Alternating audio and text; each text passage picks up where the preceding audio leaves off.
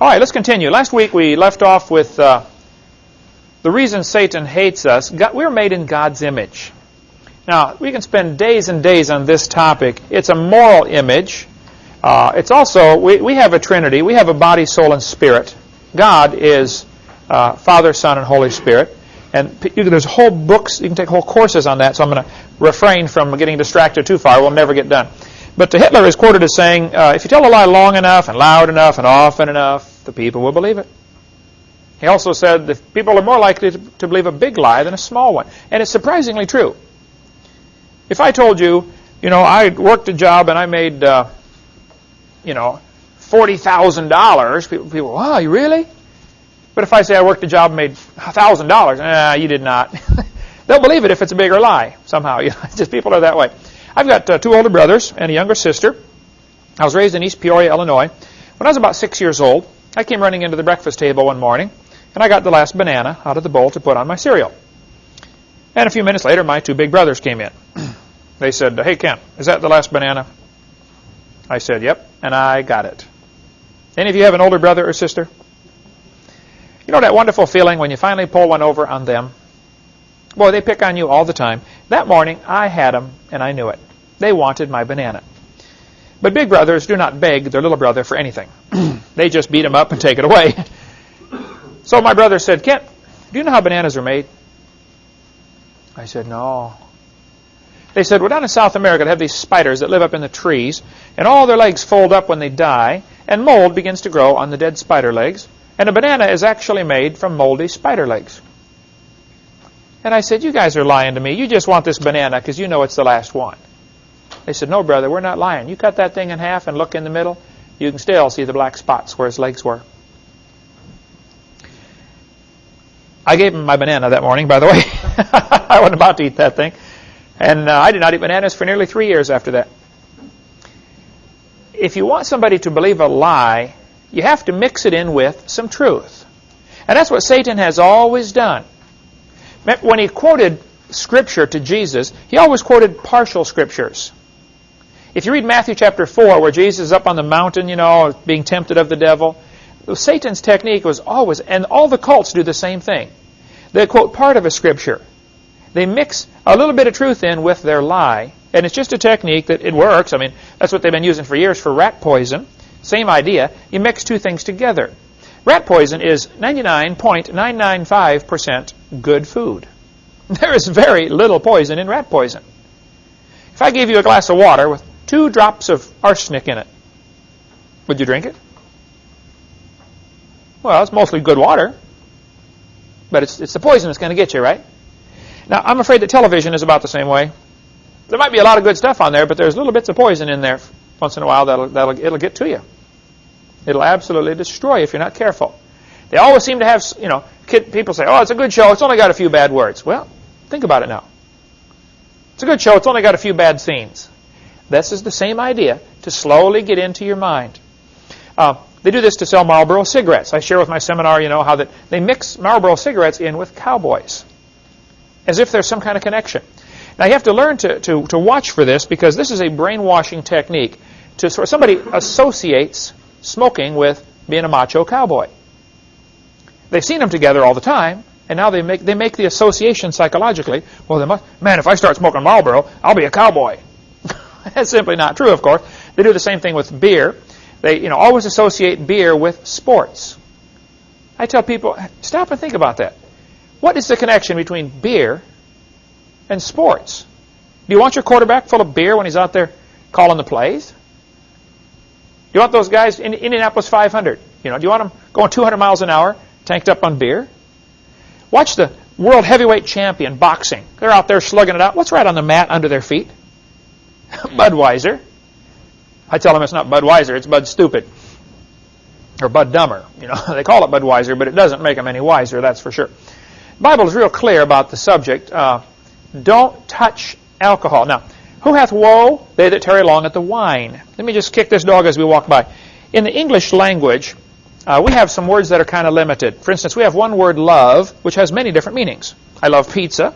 I love my wife. I love my dog. Those are different kinds of love. And we know automatically what you mean by the sentence it's used in. We know which kind of love you're talking about. in the Greek language, they were kind of limited in some other areas. They have many different words for love, but they only have one word for wine, where we would have several words. We would have grape juice, grape jelly, grape syrup, alcoholic wine. So there are many different words that we have in English that they did not have in the Greek. They had one word. If it comes from the grape, it's called wine. It does not mean it is fermented, which is why the Bible says in Proverbs 23, talking about they that tarry long at the wine. Then you see in Proverbs 23:31, look not thou upon the wine when it is red. Now think about it. That means there is a time when it isn't red.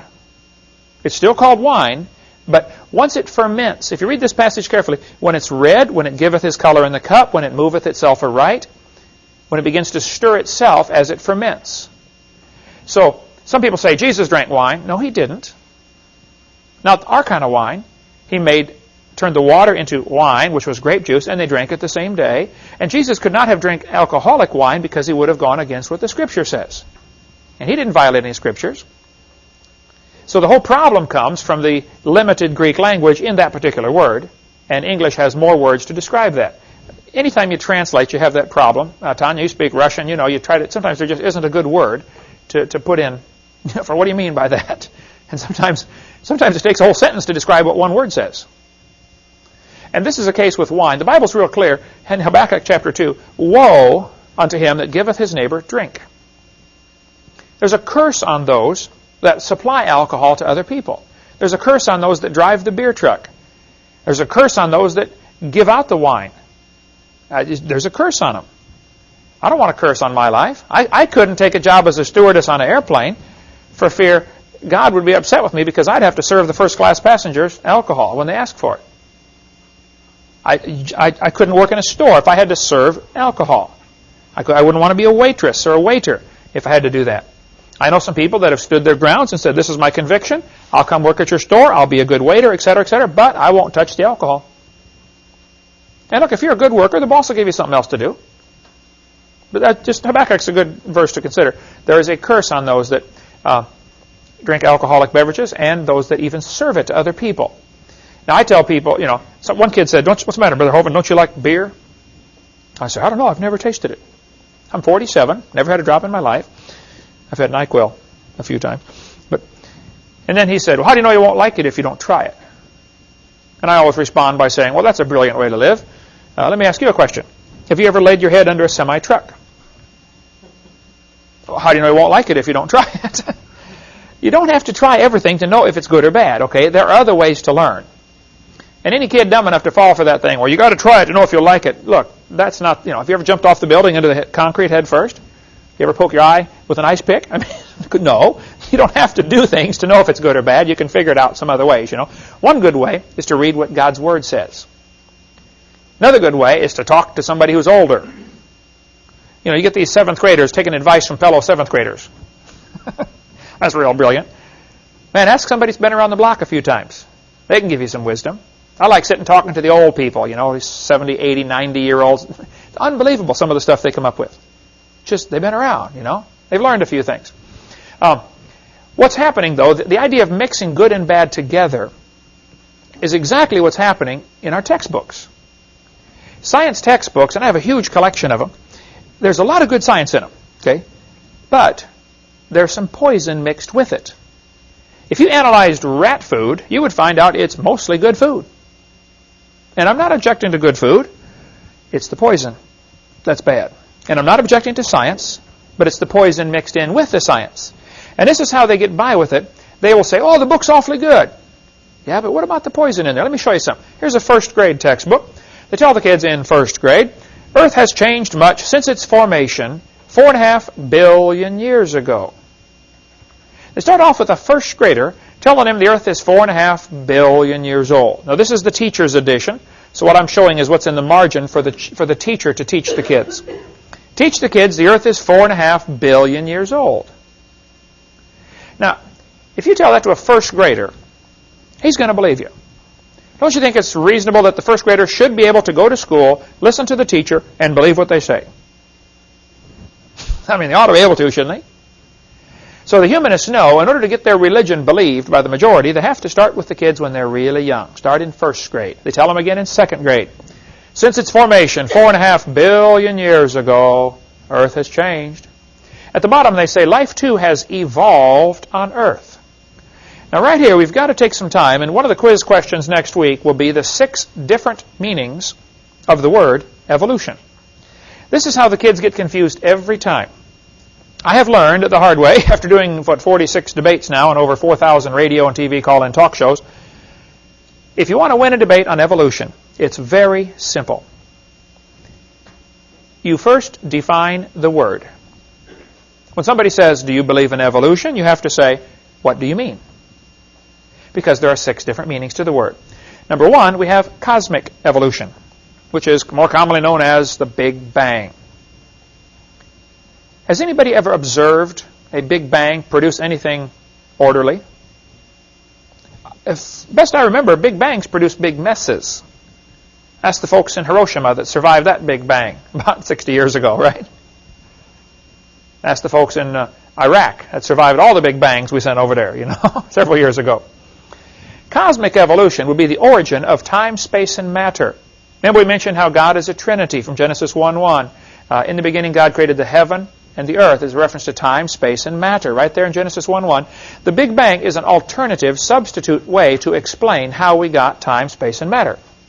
The Bible starts off and says, in the beginning, God. Now, if you can believe those first 4 words, the rest of the Bible's easy to believe. God created time, space, and matter. According to the evolution, the Big Bang created time, space, and matter. They attribute the same characteristics that God has to Big Bang, able to produce time, space, and matter. The second definition of the word, after the Big Bang supposedly exploded, the Big Bang, according to the evolutionists, would produce hydrogen and possibly a little bit of helium. The sun is hydrogen and helium. The question then would come, how do we get the other elements? Where do we get lithium and carbon and oxygen and neon and all these 92 elements plus the synthetic ones we have? Where do we get these elements? You'd have to have really billions of years of chemical evolution.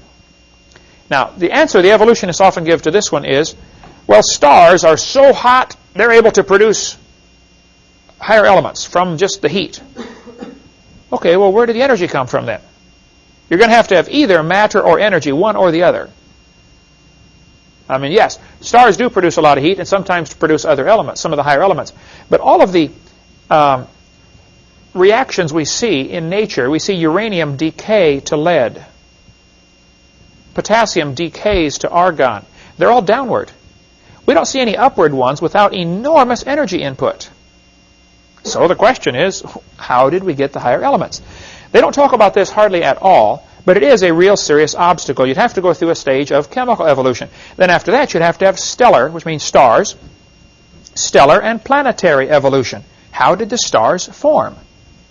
I mean, you walk outside, you take a look, there's a lot of stars up there. Estimates are every person on Earth could have 2 trillion of them per person. So where did they come from? One atheist was trying to answer this question one time, and he said, well, don't you know, Dr. Hovind, if 20 stars explode near each other, they'll produce enough energy to create a star. I said, well, think about it. You got to lose 20 to gain 1? You sound like a Democrat trying to borrow your way out of debt. If you're losing 20 to gain 1, that looks like a losing proposition to me, doesn't it? First place, nobody's ever seen that happen. It's just theoretical that it could happen if 20 exploded. That's just all theoretical. Nobody's ever observed it. Now, since science deals with what we can observe, we can test, we can demonstrate, this part of evolution is not science. It's part of their religion. It would have to happen, though. It'd have to happen a whole bunch of times. I mean, trillions of times, because there's a lot of stars up there. Number 4, you'd have to have organic evolution. That is basically the origin of life. How did life get started from non-living material? We will cover a whole lot more on that experiments they've tried to do to create life in the laboratory. Back when we get to what's on my video number 4, it'll probably be several years before we get there at the rate we're going in this course. But we cover the origin of life. It's absolutely hasn't happened. Nowhere close. One student, I was in a debate one time at University of West Florida, and this smart aleck student stood up and he said, Dr. Hovind, what would you say if a bunch of intelligent scientists someday create life in the laboratory? I said, well, first place, they're absolutely nowhere close to it. They can't even get the amino acids to stick together very good. And that's just a small building block. I said, secondly, I would have to say, if a bunch of intelligent scientists produce life in the laboratory, that would prove it takes intelligence to create life, which is what I've been saying all along. It would actually prove creation, wouldn't it? It certainly wouldn't prove evolution. It wouldn't prove it could happen by itself, by chance, over billions of years. And it hasn't been done. They're absolutely nowhere close. Step number 5, you would have to have macroevolution. This is the origin of major kinds. There are quite a few different kinds of animals. Where did they come from? When you get into a discussion on evolution, I would encourage you to avoid using the word species. The Bible says the animals will bring forth after their kind. Now just stick with what the Bible says and you'll be fine. Because if you get into a discussion on species, somebody's going to prove to you that a dog and a wolf are different species. And well, by our classification system, they are. There's Canis lupus and Canis domesticus, and they're different species. I point out, well, they're interfertile. A dog and a wolf can breed and produce puppies, so there really is no good solid definition of species. I would say there probably also is not a good solid definition of the word kind, but if you put a dog, a wolf, a coyote, and a banana on the table, and bring in a 3-year-old, and say, which one is not like the others? He could probably tell you, it's the banana, right? A horse and a zebra are the same kind of animal. It's obviously not like a tomato, right? I'm not sure exactly where the border is between the different kinds.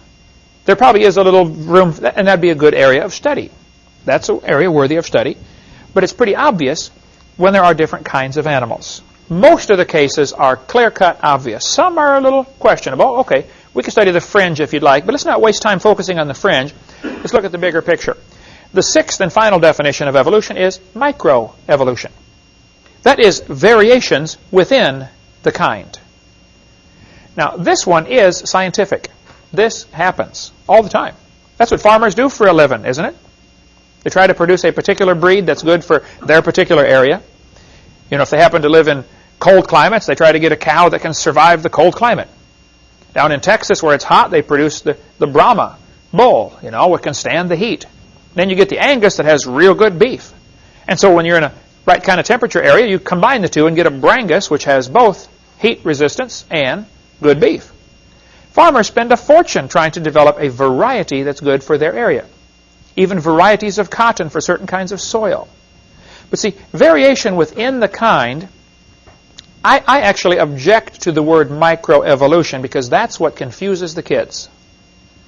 But they're using it anyway, so we're kind of stuck with their term, okay? See, when they define the terms, it makes the argument a little tougher. The first 5 are religious. They have never been observed. I did a debate in El Paso, Texas a couple weeks ago, and first thing I did, I gave the 6 different meanings of the word evolution. I said, now folks, number 6 is scientific. I wouldn't argue about that. Bacteria become resistant to drugs after a while. I won't argue about that. It's still a bacteria. Roaches become resistant to pesticides. It's still a roach. And there's a limit to the variation. They probably never will become resistant to a sledgehammer. Okay, there's a limit in there someplace, right? So what's going to happen? Scientists or evolution teachers are going to give thousands of examples of microevolution, which is indeed true. And then they somehow, by association, make the kids believe that all 6 of those go together. And it ought to be illegal to do that. Okay, it's called bait and switch. You get them to, offer them one definition of evolution, variation within the kind. Most of the textbooks will say something like, evolution is change in a species over time. And that sounds real innocent, and that's true. Don't you probably look different than your grandpa? Yeah. Does that prove you came from a rock? No. You see what I mean? Certainly doesn't prove the Big Bang or any other thing else up there. That's all fairy tale stuff. And if you will learn those 6 different meanings of the word evolution, And whenever you get into a debate or an argument on the subject, just simply stop and say, what do you mean by evolution? And if they say, well, things change. Oh, yeah, I agree. I believe that. Oh, you believe in evolution? Well, I believe things change. I believe the change is limited to whatever information is already in the gene code. That doesn't prove a turtle and a banana are related, that's for sure. It might be that all the 500 varieties of turtles came from maybe only 10 turtles in the Garden of Eden. I don't know how many kinds God made. And today there's probably a lot of new varieties, but still, there's still a turtle. So be very careful. You can win the argument every time, and you got to watch for it, because they will constantly try to blur the border between micro and macro. And they're missing the entire point of the other phases of evolution. Those are the 6 meanings. And if you keep hammering on that, eventually they'll either get mad and go away, or they will get converted. Because that's, to me, is the whole crux of the argument. The teachers are taught, in the teacher's manuals, be sure to stress that the earth is billions of years old. Make sure the kids believe this. If I told you a dog came from a rock because somebody gave it a pill, that's stupid, right? But in the science textbook, they teach the dog came from the rock over billions of years. So if it happens slowly, maybe that happened. It's still a fairy tale, okay? It doesn't happen. Time's not going to change it. You say the man flew through the air, like on some kind of fairy tale. Well, it's obviously a fairy tale if the guy goes flying through the air. But what if he goes slowly walking through the air? Is that less of a fairy tale? The whole thing that happens with evolution is they try to hide behind billions of years ago, as if that'll make a difference. And it doesn't make any difference. Okay, the first law of thermodynamics. The word thermo, where we get our word thermometer, means heat. We will ask you to define thermodynamics. Dynamics is where we get our word for dynamite, which means power. So thermodynamics is heat power. One of the universal laws, the first universal law here, thermodynamics, tells us matter cannot be created or destroyed. If you change something from one state to another, you burn the tree, you change it into ash and energy, in the process, something is lost that can never be regained. When you burn the gasoline in your car engine, if it's really tuned up well, is probably about 30% efficient. Most of the exploding gasoline, the energy in there is wasted as heat. That's why you have to have a radiator to keep the engine cooled down. If you could get an engine 100% efficient, it'd get 500 miles to the gallon. But so much is wasted as heat. Your body right now, we're in a room that's about 70 degrees and your body's 98 degrees. All that extra heat is heating the room, which eventually will go out and heat the yard, which eventually heats up the world and dissipates. And it's lost, cannot be regained. So the first law of thermodynamics says matter cannot be created or destroyed, which raises the obvious question, what started it all? Had to start someplace. Let's take about a 2-minute break, stand up, turn around, stretch. So the word thermodynamics simply means heat power. There are 3 different laws of thermodynamics. We'll get into the first and second one. The third one, I don't remember what it was. Nobody ever uses it anyway. But it's one of those things you learn in physics class and then you forget. But if matter cannot be created or destroyed, and sometimes this is phrased a little different, but this is the same concept. Basically, it says it can only be changed from one form to another. You can change matter to energy. I can burn a piece of wood and turn it into heat. It's very difficult to change the energy back to matter, though it can be done. But there's such a loss. Every time there's a loss of irretrievable energy that eventually everything will experience what is called a heat death. The universe will all cool down. It'll be uniformly cold everywhere. Now, since matter cannot be created or destroyed, this leaves us 2 choices to explain how the world got here. We are here. So there are only 2 choices of how we got here. Number 1, somebody made this world. And this is where you get into, okay, who made it? Well, there's all sorts of options there. Is it Allah or Jehovah or God or Buddha or whatever, That's where you get into all the different religions of which one is right. But the fact is, it basically breaks down into two categories. Somebody made it, or it made itself. Now, if you want to say it made itself, well, then you're in the category of there is no God, the atheistic category. If you're a theist, a person who believes there is a God, then you would have to then start to figure out, okay, which God? And what's he like, and why did he do it? You know, those kind of questions. There are some people who would create a third category. They would say, oh, we're not really here at all. We just think we're here. I think you can forget about those folks, okay? We are here. So either somebody made it like the Bible says, God created the heaven and the earth, or it made itself like the humanists say. The Humanist Manifesto, 1933, first plank was, humanists regard the universe as self-existing and not created. Now, the Humanist Manifesto was rewritten and revised in 1973.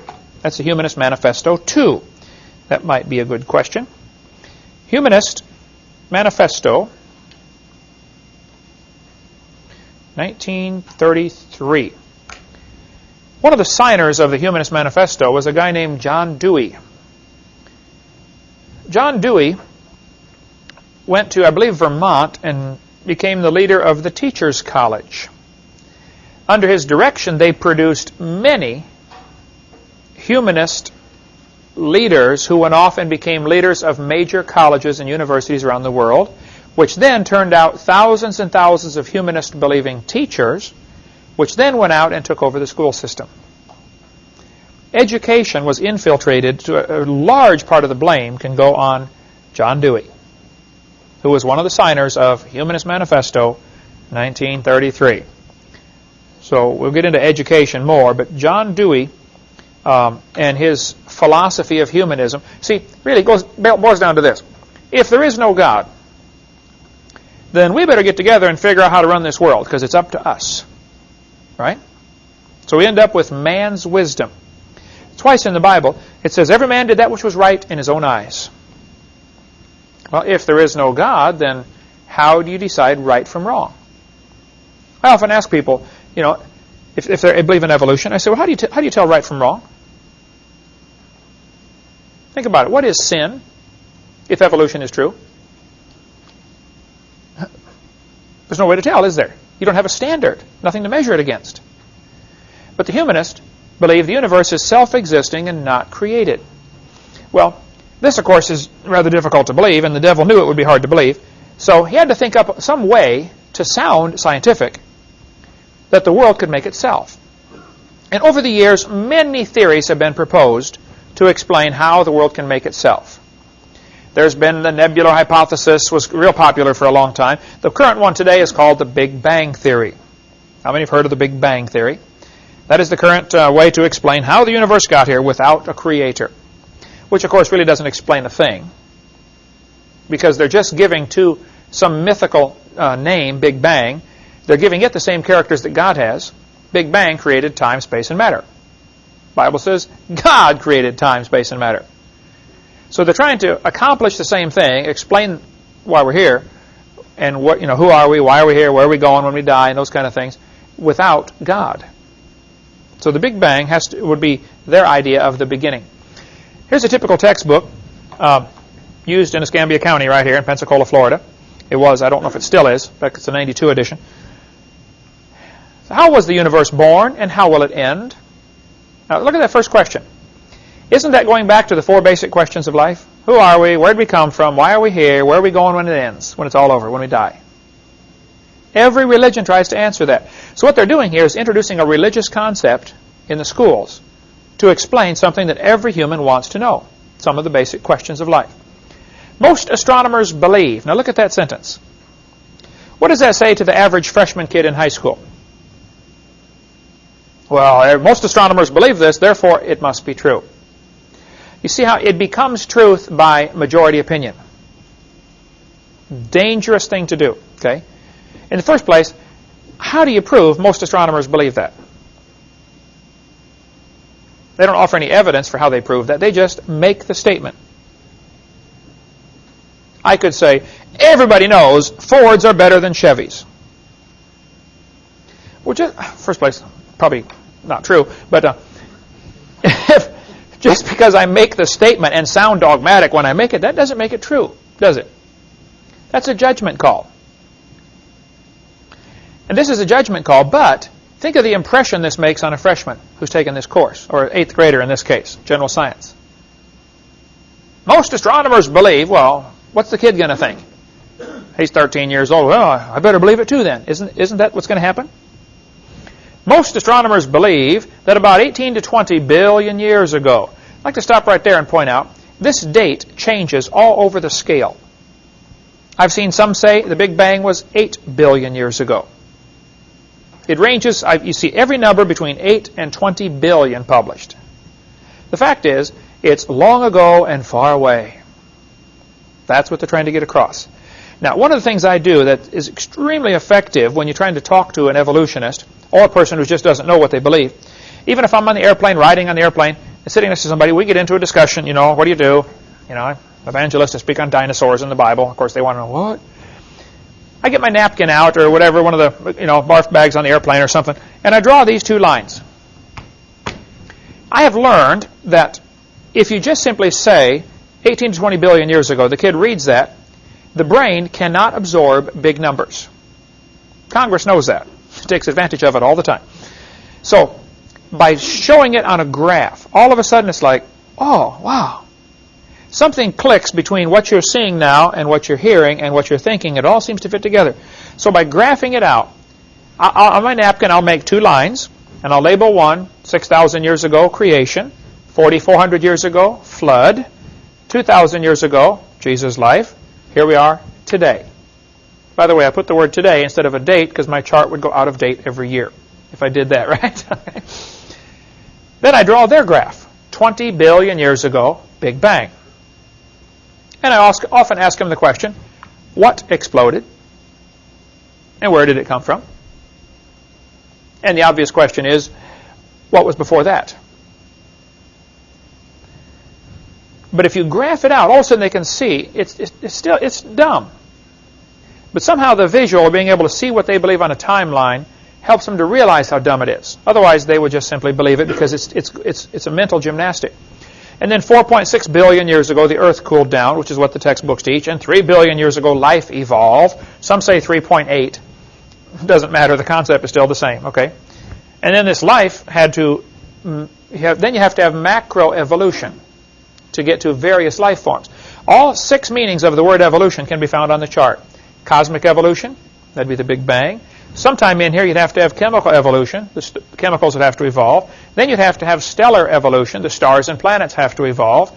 They would teach the Earth was one of the last ones for planetary evolution right here. Then you have to get origin of life, organic evolution. Organic means living. And then you have to have macroevolution, changes between kinds. And finally, way at the end, you get a little bit of microevolution, variations within the kind. And from here on is all we've observed. All the rest of this is imagination. But by putting it on a graph, all of a sudden they start to see, wow, that is silly, isn't it? So the textbook tells the kids, 18 to 20 billion years ago, all the matter in the universe. By the way, the word universe is a question we should ask about. Universe comes from 2 Latin words. Uni means single, a unicycle. Verse means a spoken sentence. You have verse and prose. So a universe, the word itself means a single spoken sentence. We live in a single spoken sentence. God said, let there be. See, God spoke everything into existence. Now, everything I've ever built took effort on my part. Right? God spoke and created. I can't comprehend that for sure. That's called infinite power. You know, when God speaks, the waves lay down, the wind stops, the dead come to life. The rocks cry out. Everything in the universe obeys His voice, except us. We're the only ones He's having a little trouble with right now, but He will fix that someday too, when every knee shall bow and every tongue shall confess. But for now, He's having a little trouble with us. But He just spoke. Now that's a powerful thought, that we live in a universe. And I use it on the evolutionists all the time. You know, we live in a universe. Single spoken sentence. This textbook says all the matter in the universe was concentrated into one very dense, very hot region. Now, stop right there. Where did the gravity come from to make it pull together? Very dense. Where did the heat come from? I mean, that's energy. They don't offer any explanation for that. They just say, boys and girls, here's how it happened. Now, they get mad at us for saying, in the beginning, God. Where did God come from? Okay, stop right there. Where did your matter come from? Where did your energy come from? Where did your gravity come from? They don't have any answers either, do they?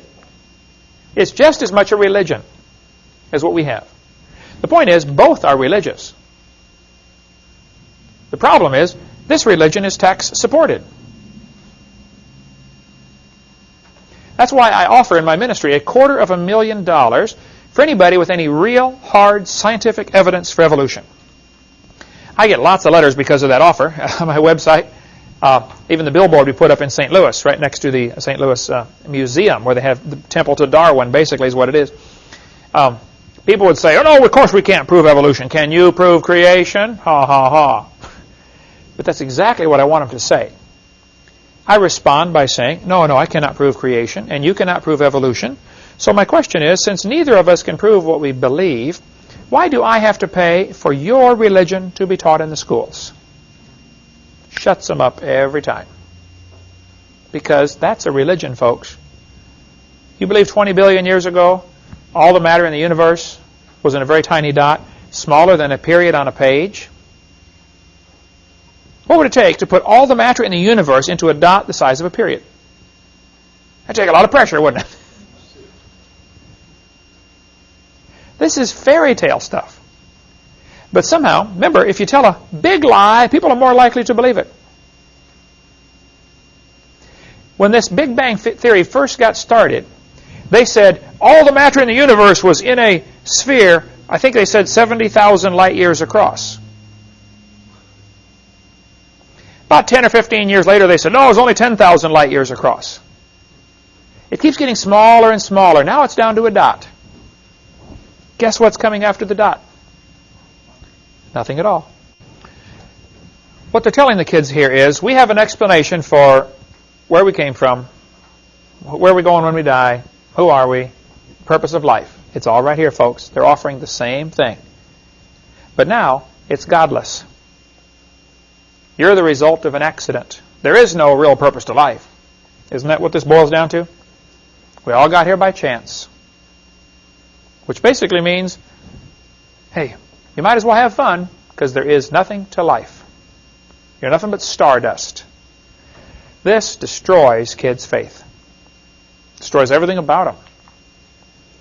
This textbook says, by the way, used in Escambia County, all the matter in the universe, all the matter in energy will once again be packed into a small area, after many billions of years, of course. This area may be no bigger than the period at the end of this sentence. Then another Big Bang will occur. The formation of a universe will begin all over again.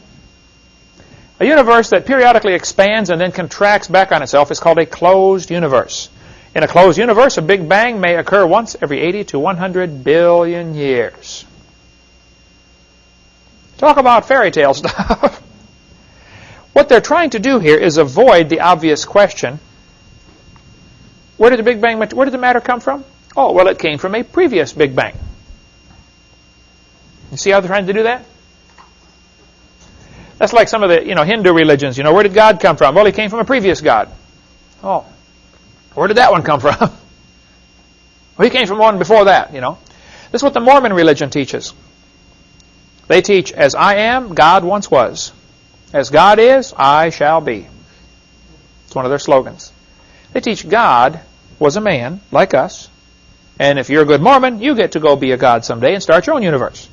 So it avoids the ultimate question of how did it begin? Oh, it's just always been. It's always been. That's what they're trying to say here. 18 or 20 billion years ago, there's going to be a Big Bang. There was a Big Bang, and then in another 80 billion years, it's going to close up and start over again. This textbook says nothing really means nothing. This guy's real smart, right?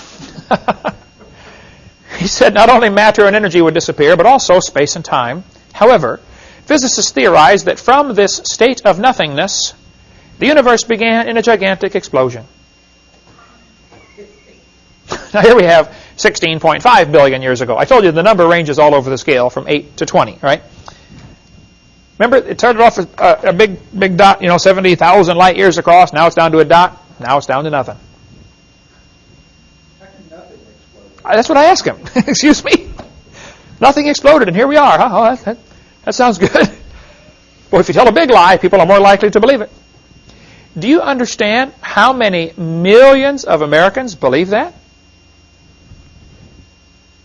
Do you understand how many kids got taught that and believed it today in our school system within 10 miles of where I'm standing? Think about it. Think about the ramifications of that.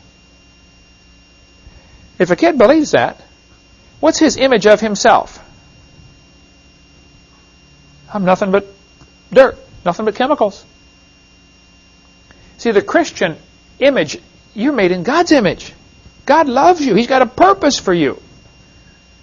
You get a bunch of kids believing that, there's no telling what they're going to do.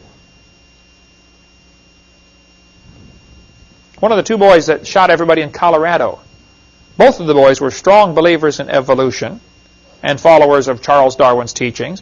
One of them had on his T-shirt, natural selection, when they found him dead in the hallway. That's where it leads, folks. Hey, there's no God. Had a kid sat in the second row in a public school I spoke at in Pennsylvania. He said, Mr. Hovind, I'm an atheist. I said, really? He said, yep, there is no God. I said, are you sure? He said, oh yeah, I'm sure. I said, well, tell me, son, if you're an atheist, how do you determine right from wrong? He said, oh, that's easy. I decide if something's right or wrong. He said, I'm the God of my own universe. I said, boy, I'm glad to hear about that, son, because I'm going to shoot you in 5 minutes. He said, you can't do that. I said, oh, yeah, you see, I'm the God of my own universe, and I decided it's fine for me to shoot you. What's wrong with that logic? Hey, if there is no God, the strongest survive, right?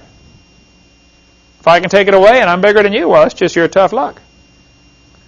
Doesn't the lion do that with the zebra when he gets hungry? I'm taking your life away so I can eat. This type of thinking leads to the logical conclusion is there is no such thing as right and wrong, so might makes right. This kind of thinking leads to Adolf Hitler, Joseph Stalin, Pol Pot. We get into a lot more on that in video number 5 about how communism and Marxism and Nazism all ties in with evolution. It all starts, you have to get rid of God, which then, if there is no God, who's the next most likely candidate to be the king of the universe? Man. Humanism has to have evolution. That's why it's the humanist worldview. Deify mankind. Ye shall be as gods. Exactly what Lucifer said. And that's what's going on. That's how it ties together.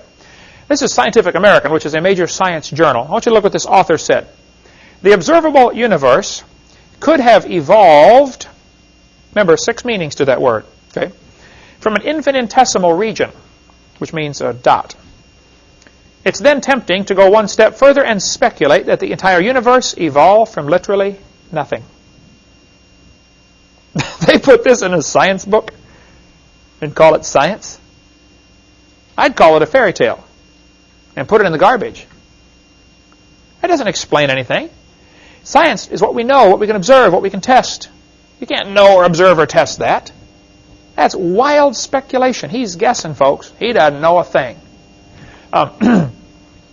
According to the Big Bang Theory, there's several different aspects to this. One of the Big Bang Theory says that a bunch of nothings all over exploded and produced all the galaxies. So it happened all simultaneous. Oh, that explains it real good, you know. Another one says it was all in one dot and exploded and flew out in all directions. Another one, called the nebula hypothesis, says this cloud of dust all got together. Of course, obviously the question is, where did all this dust come from, right?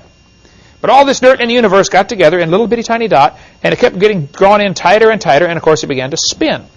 Now, the idea that the universe was spinning which is what the textbooks teach. It spun faster. This is important because if you go out and look at the planets or the sun or the earth or the stars, everything seems to be spinning.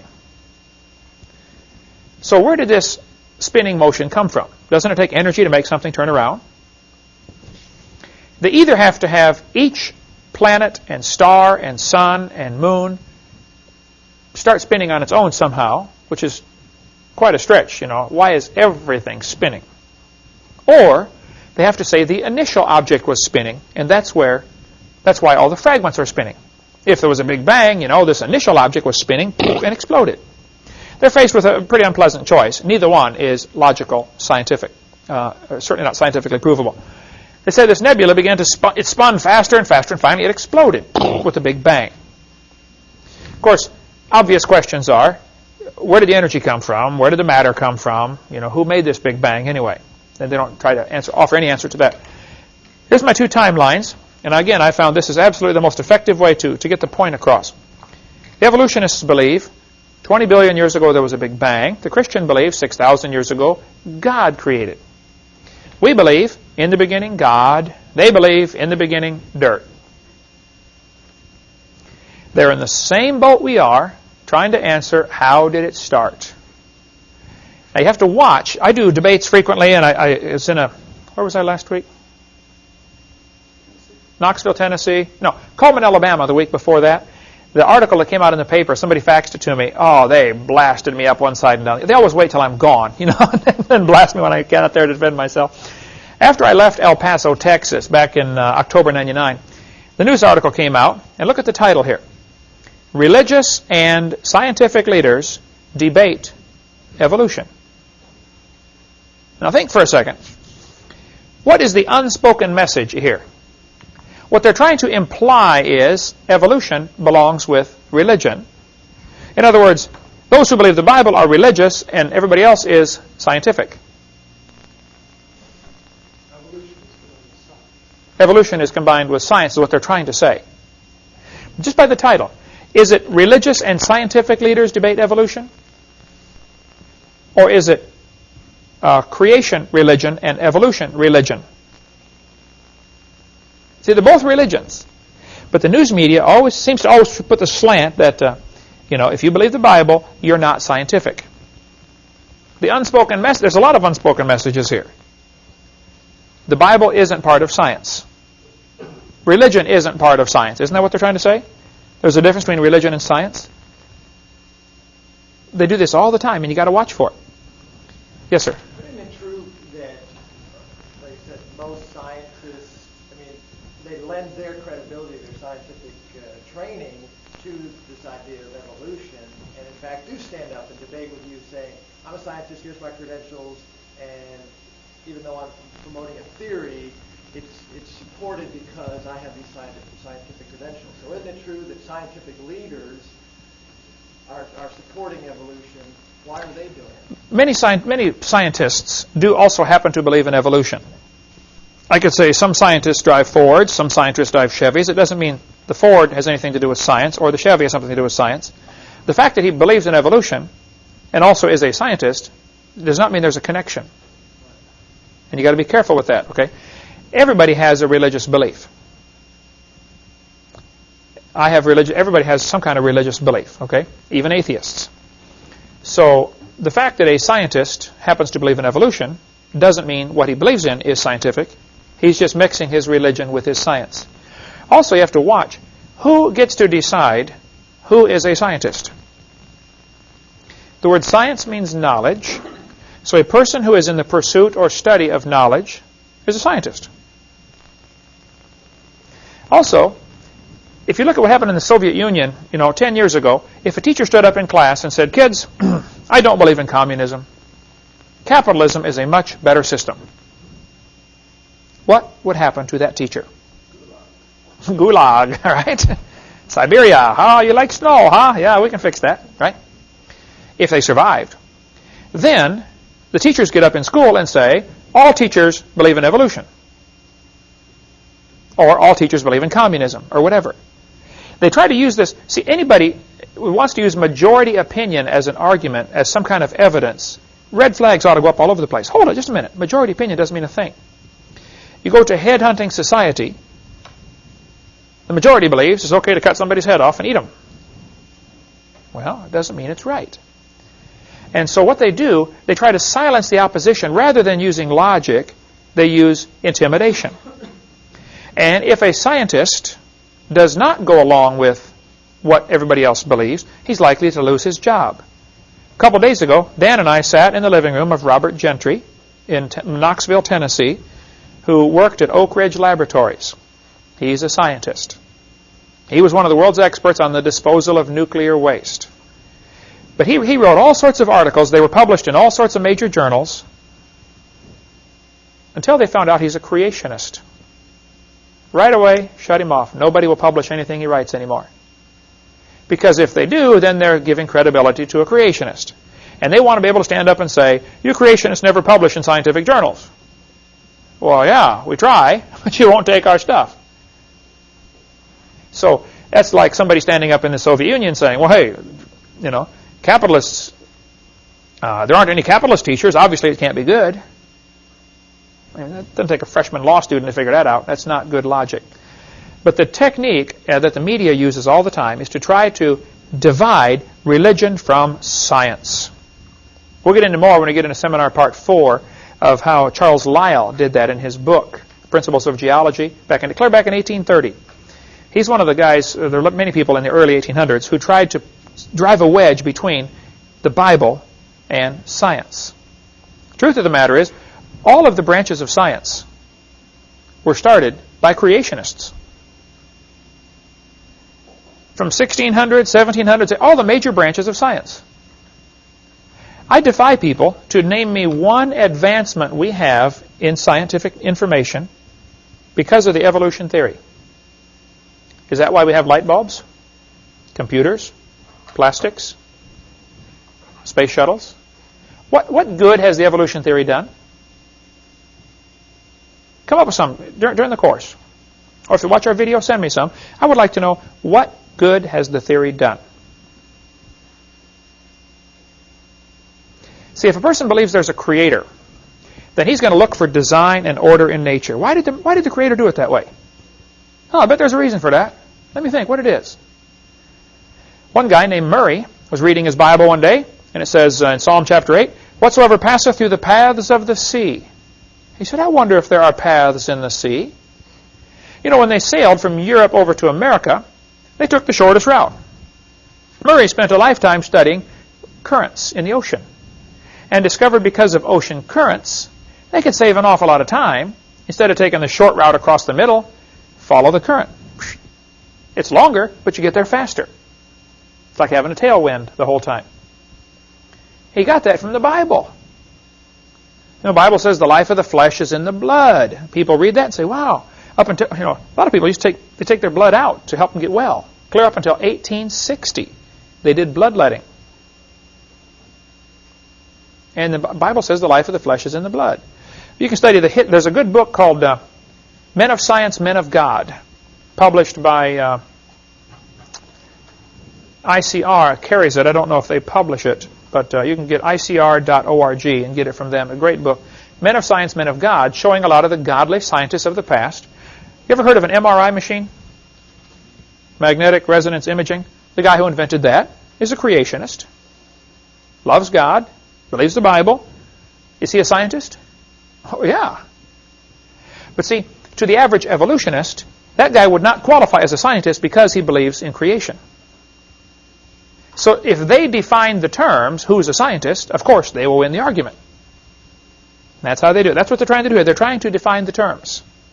And you've got to watch for that constantly. According to the creationist, 6,000 years ago, God did it. According to the evolutionist, 20 billion years ago, it just happened by itself. Now, these two timelines are not the same scale.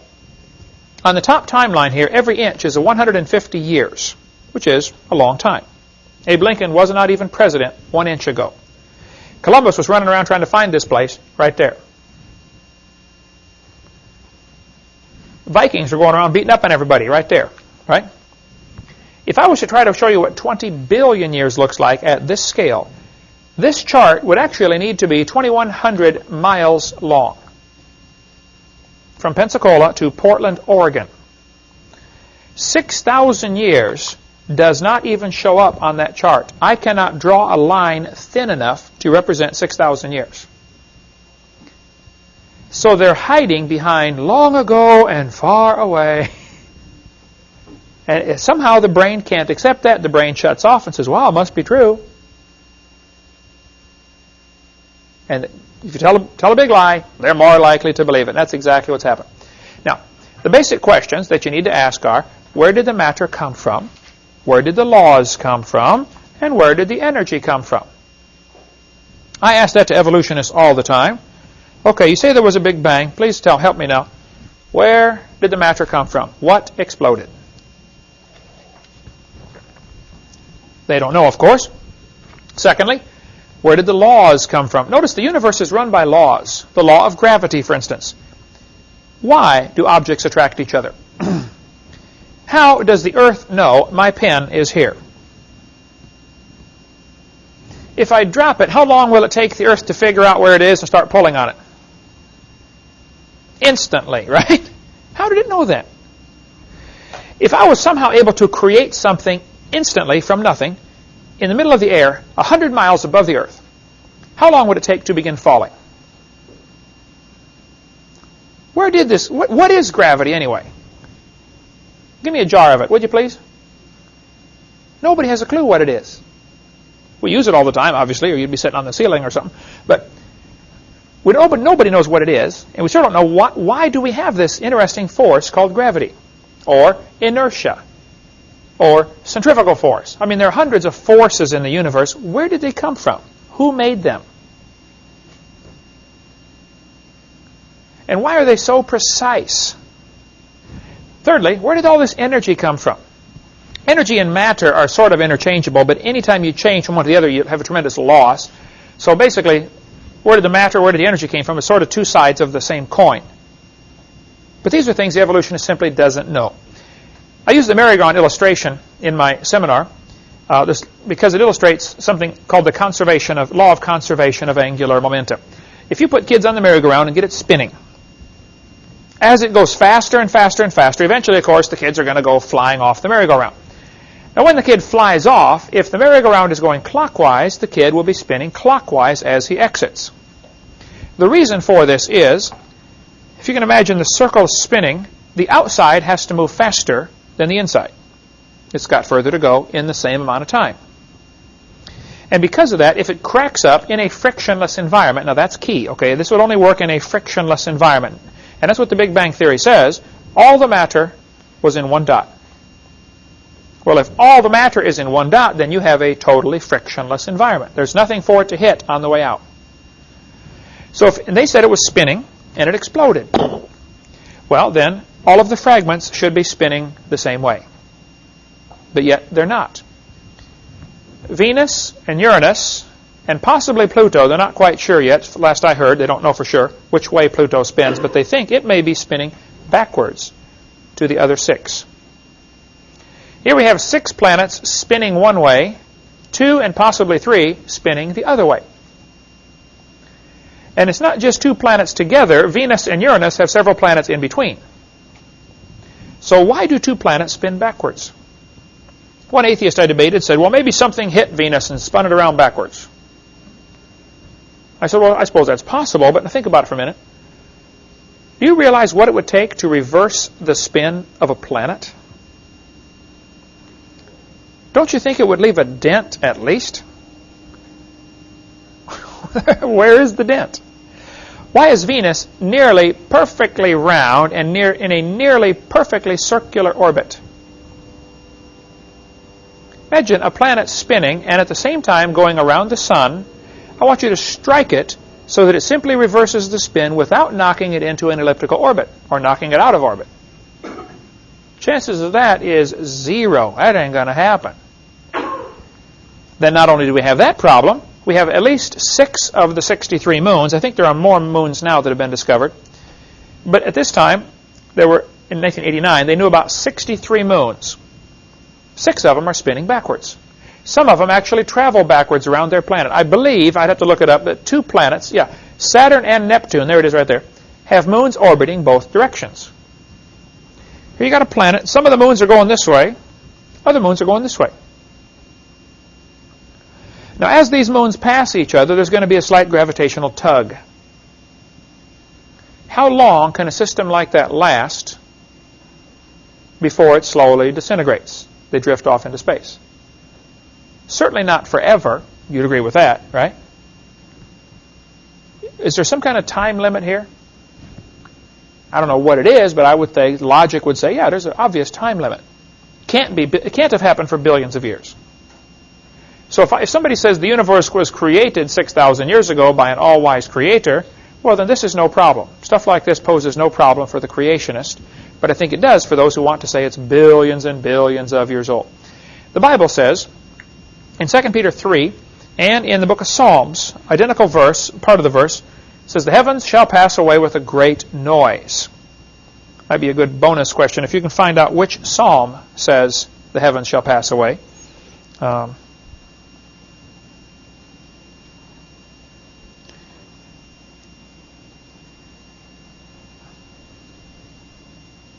So the New Testament writer here is quoting an Old Testament verse about the heavens shall pass away with a great noise, and the elements shall melt with a fervent heat, and the earth shall be burned up. Jehovah's Witnesses teach the earth is going to last forever. Is that what the Bible teaches? No. Jesus said, heaven and earth shall pass away, but my word shall not pass away. So these guys teaching the earth is going to last forever simply don't read their Bible. They're wrong. All right? So this is the Big Bang in the Bible, the great noise. If somebody says, do you believe in the Big Bang? I say, oh, yes, I do, and you better get saved and get ready for it. The Big Bang is coming soon to a city near you. It's coming, folks. Get ready. Now, the Big Bang theory has some serious problems. First of all, it does not explain where the matter came from. It does not explain where the energy came from. It does not explain where the laws came from. It does not explain why we have what's called retrograde motion. Another problem with the Big Bang that they've really tried to avoid is the fact that if there were a Big Bang, the matter should be fairly evenly distributed throughout space. But it's not. It is clumpy. There's a whole bunch of stuff together called a galaxy, and then zillions of miles and nothing. How much space is there between here and Mars, for instance? What, about 45 million miles at the closest? Between here and the sun, 93 million miles, roughly. There's a whole lot of nothing, folks. Just plain nothing. Big Bang theory should have everything evenly distributed. And it just simply isn't that way. There's a great article in Creation magazine, December 99, about the physics behind the Big Bang, how it just can't be true. By the way, if you want to really get a fascinating magazine, it only comes once every 3 months, and it's $22 a year, so you get 4 copies. Well worth it, though. Creation magazine, I'll give you a number you can call if you want to get that. Awesome articles, just very well done. It's 800-350-3232. That'd be a magazine well worth subscribing to. 800-350-3232. That's they're published in Australia, actually. Creation Ex Nihilo is the name of it. And the back issues are like $5 each, and they've been doing this since, 10 years. If you really want to get a tremendous library, you could spend $100 probably and get all of the back issues. And or maybe $200 or something. It's just really, really good stuff in there. Enough to read for a long time. But that article goes into the science behind the Big Bang theory. It's just a big dud. The second law of thermodynamics, and we must hurry here, says everything is tending toward disorder. Now, there are several different ways this is phrased, okay? Some people say in any exchange, there's a net loss. Several ways this is phrased. All right. Who can define thermodynamics? Tanya, heat power. Very good. Heat power. What is another more common term for cosmic evolution? Big Bang. Big Bang. Cameraman, Eric. All right. Sorry about that. Let's see. The origin of life would be which one? Organic evolution. Crazen. There we go. All right. Let's see.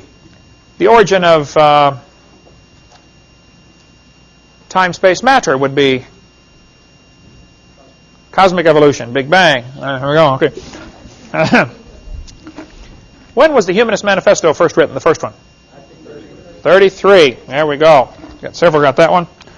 1933. Oh, that's over there, end of the table. Don't eat that. Okay. The word universe means single spoken sentence. Universe. There we go. All right. You didn't get that one, did you? Okay. See, you've got it. Universe. Single spoken sentence. How many times did Lucifer say, I will? 5 times. Oh, hey, everybody got one. Go give everybody one. Okay.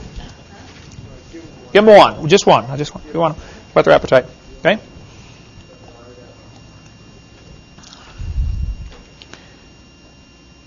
What is the Bible word that means the enlightened one? Lucifer. Very good. Right there. He got it right there, end of that table. Okay. Okay, so the second law of thermodynamics tells us, basically, it boils down to what it means is, if you leave something alone for a while, it's either going to rot or rust or die or fall apart or break down. Absolutely nothing improves with time. Everything is disintegrating. Just take a look in the mirror and you will see, okay? Wrinkles, things just fall apart, right?